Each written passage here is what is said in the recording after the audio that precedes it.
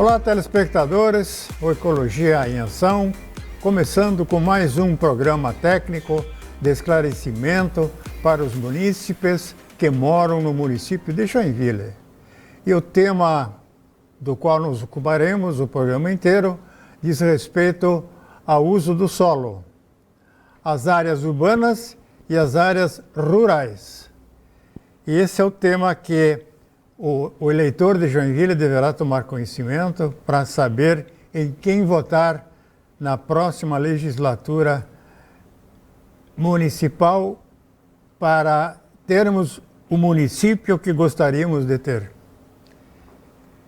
Está conosco aqui, antes disso vou mostrar para vocês algumas imagens do exterior, onde a área rural é respeitada, não existe nenhuma invasão, não existe nenhum prédio, nenhuma casa, nenhuma construção nas áreas de plantio. Essa é uma imagem satélite do Google Earth de uma pequena cidade da Alemanha, onde vocês poderão observar nitidamente que não há nenhuma invasão esporádica na zona rural. A zona rural é respeitadíssima, é um decreto. Não dá para dar jeitinho, não dá para arranjar voto para vereador nem para prefeito burlando a lei. Isso lá não existe. Então essa é uma cidadezinha da Alemanha e o país inteiro é assim, e a Europa também. Em Santa Catarina, nós vemos essas propagandas no Facebook e na mídia virtual, onde projetos totalmente contra o INCRA, contra as leis municipais, estão sendo oferecidos em prestações suaves e com grandes mentiras citadas pelos investidores. É uma lamentável, isso é um crime. É assim são as propagandas milagrosas das casas e na área da produção rural. Agora eu vou então passar para vocês uma informação de que Joinville, a maior cidade do estado de Santa Catarina, mesmo diante do seu dinamismo econômico diversificado, capitais industriais, agrícolas e prestação de serviço, não tem sido capaz de impedir o circuito imobiliário especulativo e nefasto, grande responsável pelo crescimento físico-territorial da cidade, sendo submetida a diretrizes definidas pelos interesses imobiliários não somente, produzindo-se um tecido urbano fragmentado, socialmente segregado, economicamente incompatível e ambientalmente degradado e destruído. Estamos então com a presença do nosso convidado, que é o Haroldo Kumlen, um arquiteto apaixonado pelo tema, estudioso do tema, que tem assessorado não só a Câmara de Vereadores, mas as entidades de classe da cidade e da região. Haroldo Kumlen, seja bem-vindo ao nosso programa. Boa noite. O nosso tema, então, é o uso rural no município de Joinville. Boa noite, Comece. Boa noite aos telespectadores. Vamos tentar falar um pouco aqui sobre a ocupação de terra, tanto urbana quanto rural. Inicialmente eu vou fazer um pequeno esclarecimento, que a gente não pode fazer um comparativo direto entre a ocupação de áreas como na Europa com a nossa, ou com o Brasil. Existe uma diferença clara entre 2.000 anos de ocupação e 150, no caso aqui, 160 anos aqui em Joinville, certo? É uma grande diferença. Então existe uma diferença da ocupação, da educação, da conscientização, inclusive a conscientização ambiental e o resultado das más práticas sobre o solo, tanto urbano quanto rural. No caso específico de Joinville, nós vemos e estamos acompanhando de longa data o interesse pela ampliação do tal do perímetro urbano.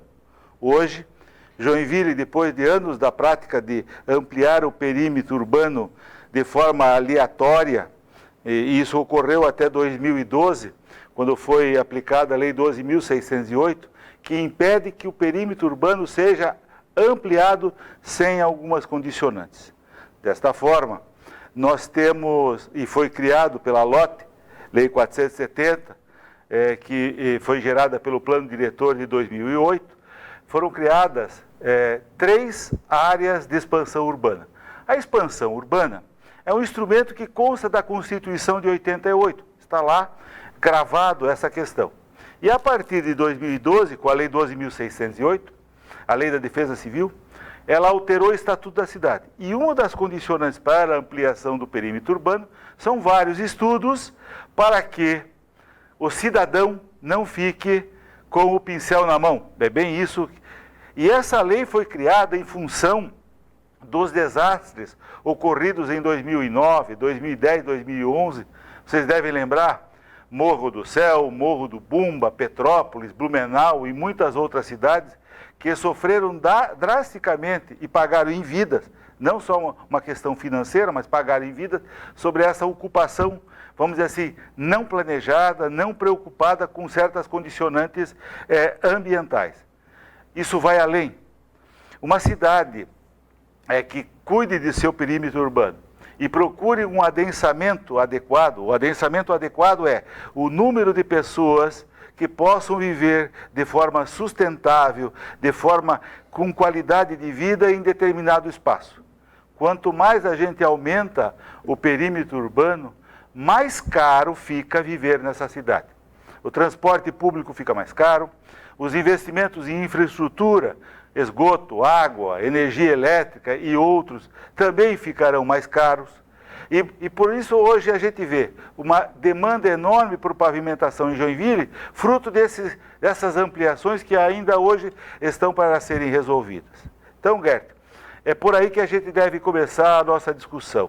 E principalmente na questão do PLC 61/18, que ora tramita na Câmara, o projeto de revisão do plano diretor, que traz no corpo dele muitos interesses não ditos ou mal levados. Tá certo, Gert?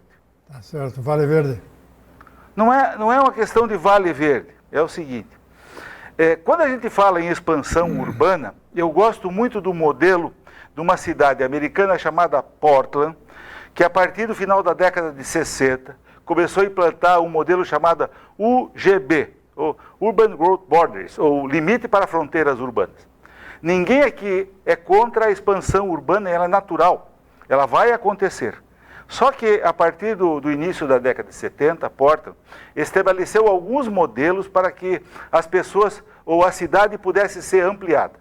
Então, para você ampliar uma cidade, primeiro você determina a necessidade dessa ampliação. Eu digo assim, nós vamos precisar, eu não sou contra a expansão urbana, eu sou a favor da expansão urbana vai crescendo, planejada. Né? Como é que ela é planejada? Primeiro, em determinados bairros se atinge o adensamento adequado, o número de pessoas ali vivendo, que otimizem, e essa palavra às vezes é mal entendida, que remunerem os investimentos públicos, que paguem o esgoto que ali tem, que pague o calçamento que ali tem, que pague a energia elétrica, a água tratada, que pague o transporte público de forma adequada, com a quantidade adequada, com a qualidade adequada. Então, esses motivos levam que a cidade procure o adensamento adequado. O adensamento adequado das regiões irá proporcionar, primeiro, uma cidade mais barata. E a cidade mais barata interessa a todo mundo. Imagine você que toda aquela área que está ali, com pessoas vivendo, estivesse com 100% de cobertura de esgoto sanitário. Então, essa é uma exigência. Podemos ampliar a cidade? Sim, desde que, primeiro, aquela região vizinha esteja com 100% do adensamento, esteja 100% tratada, não só com água potável, um serviço de água potável, como o esgoto. Com a quantidade de escolas adequada, com a quantidade de postos de saúde adequada, com a quantidade de médicos adequada para aquela...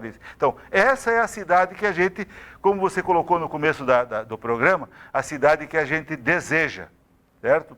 E para chegar a essa cidade, só voltando um pouco a Portland, ela se transformou numa das cidades, ao longo desses últimos 50 anos, numa das cidades mais sustentáveis do mundo. Por exemplo, falar hoje em VLT, Portland tem. Falar em ônibus, Portland tem. Falar em sistema cicloviário, Portland tem. Ou seja, e Portland, ela tem algumas semelhanças com Joinville, por isso que eu gosto de usar. Joinville é a cidade das flores, Portland é a cidade das rosas. Qual é a base da economia em Portland? Metal mecânica. Quando ela foi fundada? Ela foi fundada 3 anos antes de Joinville. Quantos habitantes tem? Ela tem um pouquinho mais de habitantes hoje que Joinville.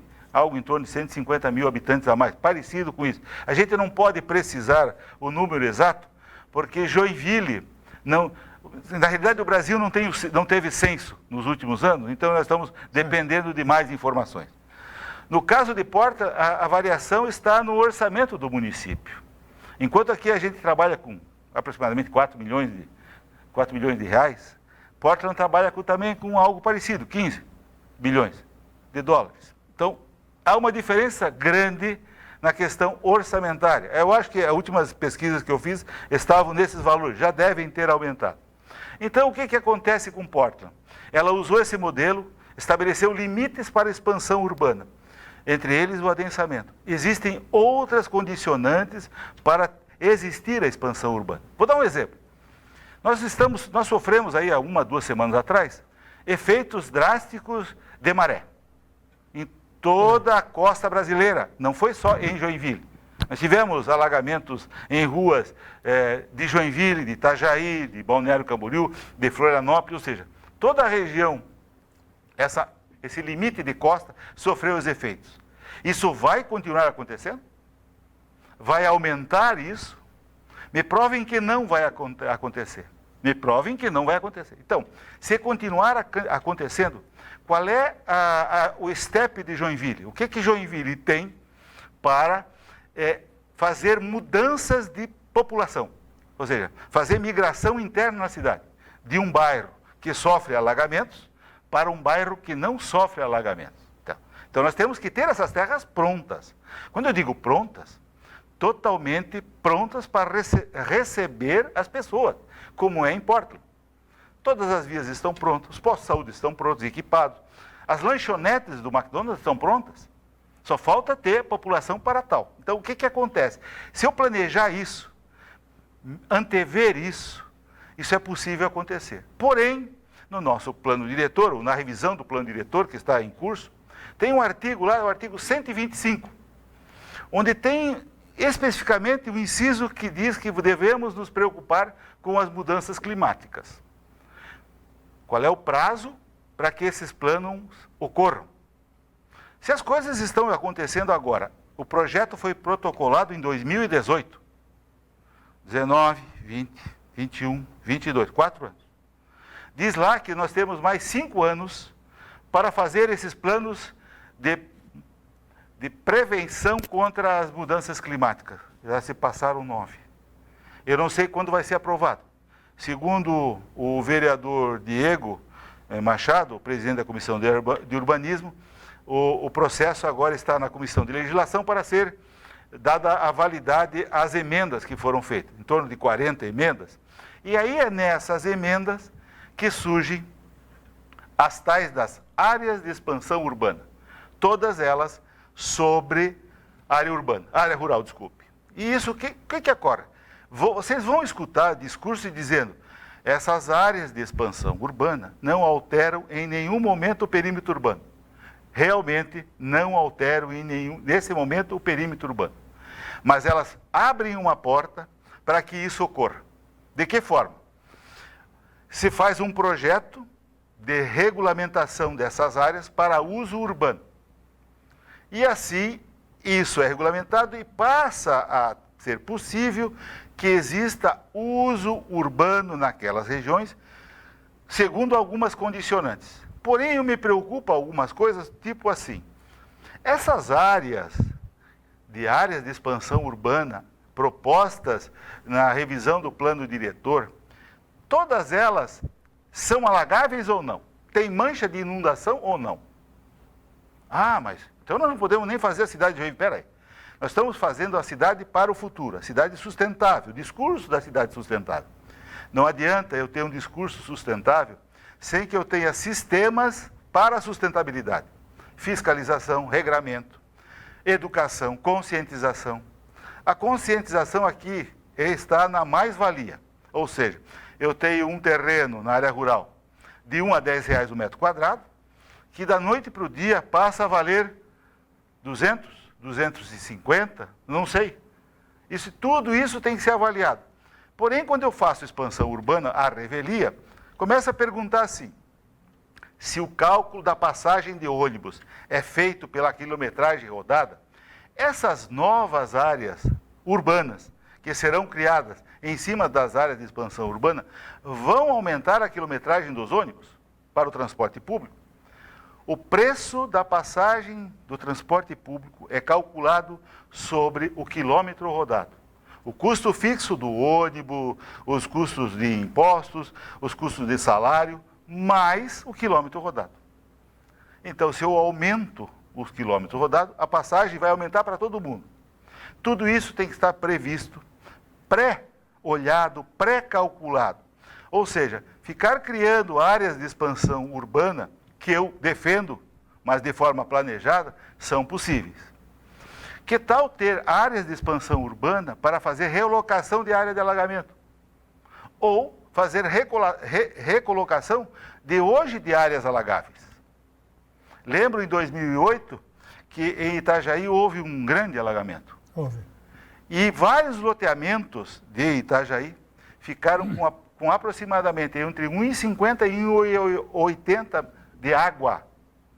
Isso não é na região da cidade, isso foi na região de loteamentos novos, do lado direito da BR, quem vai para sul.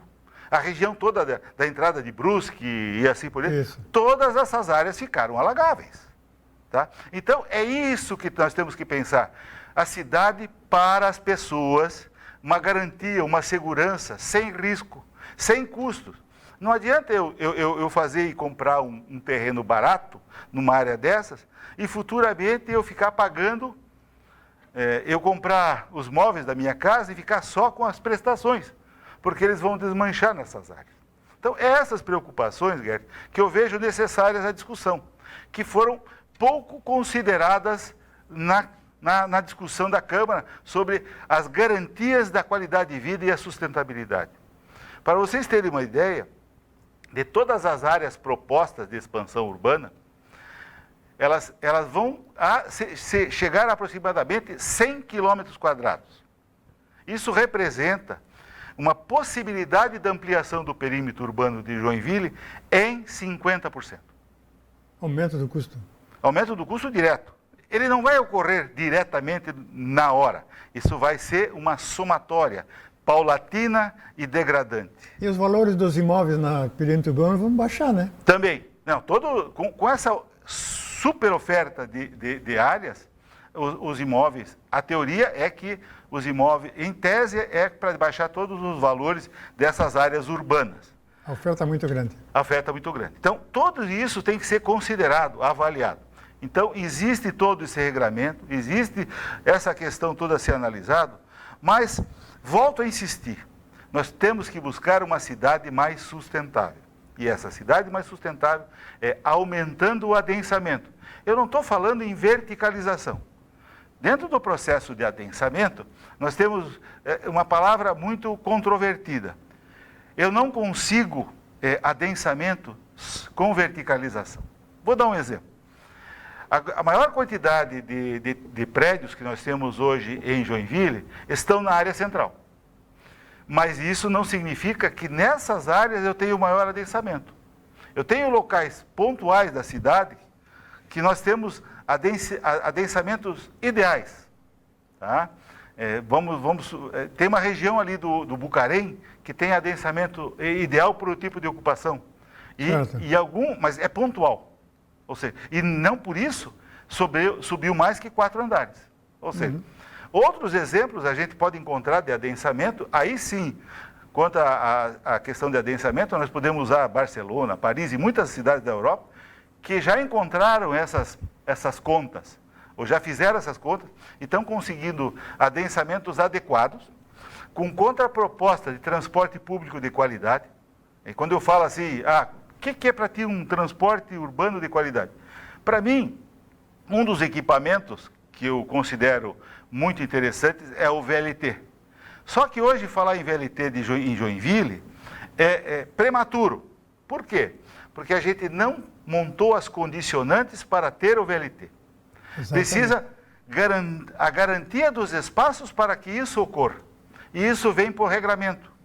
Naquele lugar onde futuramente 10, 15 ou 20 ou 30 anos vai passar um VLT ou outro equipamento parecido, tem que ser garantido em lei, tem que ter um transporte, tem que ter um projeto, um plano de mobilidade urbana adequado a esse modelo, e isso tem que estar garantido, Gerd. Isso tem que ser feito. Isso está sendo adiado e postergado por um modelo de apropriação econômica. Ou seja, tem um sistema que se apropriou da cidade e vai funcionar assim. Então, esse é o modelo que a gente tem na cidade. Nós temos que pensar numa cidade que a gente queira e que seja sustentável para todas.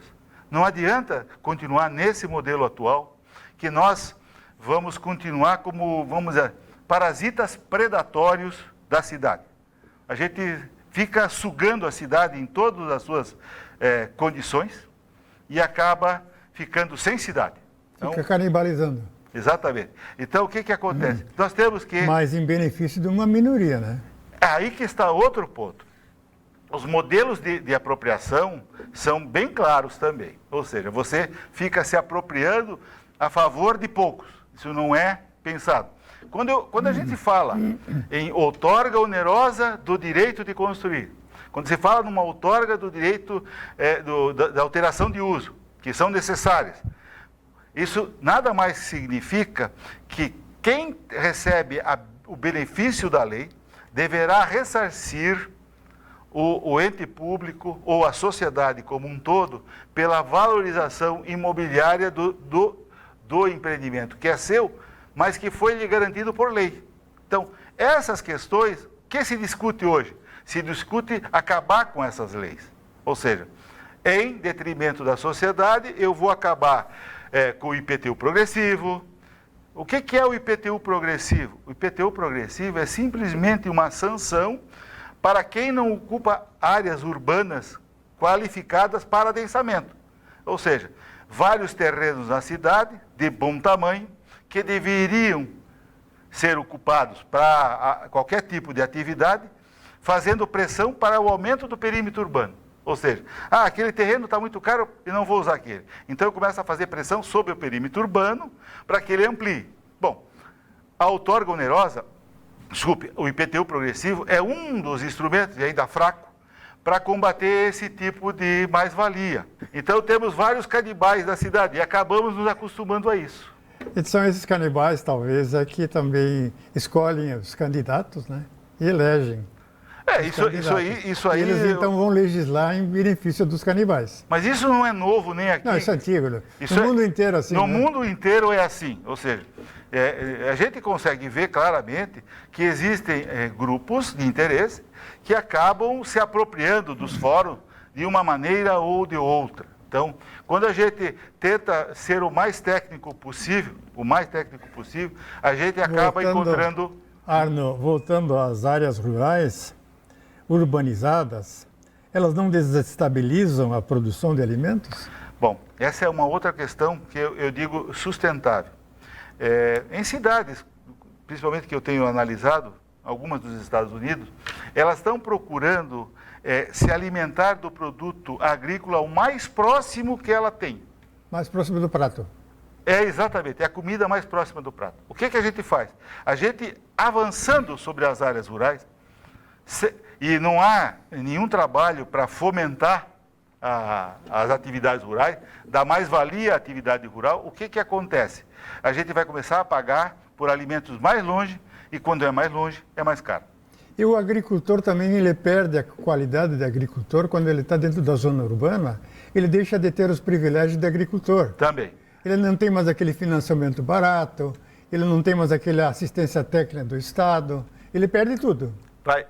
Exatamente essas questões, apesar de que o agricultor ainda pode escolher, tendo ele um imóvel hoje rural, estando em área de expansão urbana, ele pode manter a qualificação de imóvel rural.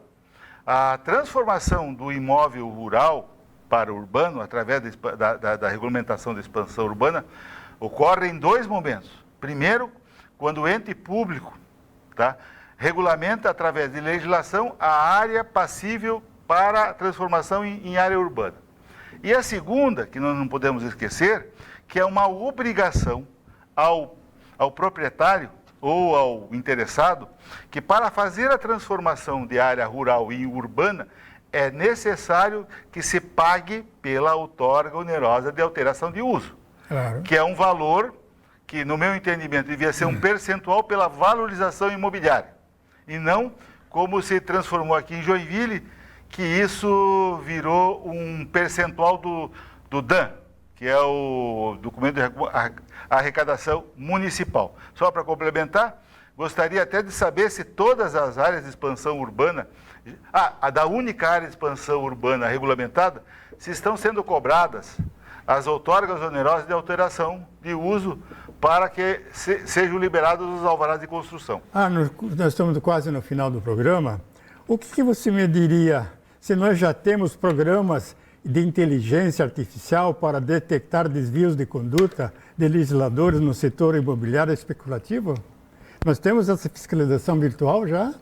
Dá para encontrar fácil os beneficiários? Não é fácil encontrar, mas eu recomendaria alguns modelos de planejamento urbano, brasileiros por sinal. Um deles é o REN, não é mão, é um sistema de avaliação das áreas sujeitas a alagamentos, é uma avaliação de drenagem prevista. Modelo aqui criado na Universidade Federal do Rio Grande do Sul, que deveria ser usado em Joinville. É uma modelagem de alagamento, que normalmente é esquecida. Mas não tem uma modelagem de desvio de conduta? Não, esse não tem ainda. Mas está perto, né? Não, esse é meio difícil de conseguir. É mais fácil encontrar isso com a Polícia Federal ou com a Receita. Beleza, então nós vamos agradecendo o nosso companheiro de programas, o Arno Kumlin, que nos ofereceu uma excelente palestra sobre o que vem pela frente. Os proprietários de imóveis, tanto rurais e urbanos, devem ficar atentos aos benefícios ou aos prejuízos que sofrerão futuramente, graças às leis que estão sendo votadas e aprovadas neste ano legislativo. Agradeço a todos. Arno, seja bem-vindo aos próximos programas. Muito obrigado. Sucesso na tua vida profissional. Muito obrigado, Gert, e obrigado a todos. E assim terminamos mais um programa Ecologia em Ação. Aguarde o próximo que está chegando aí.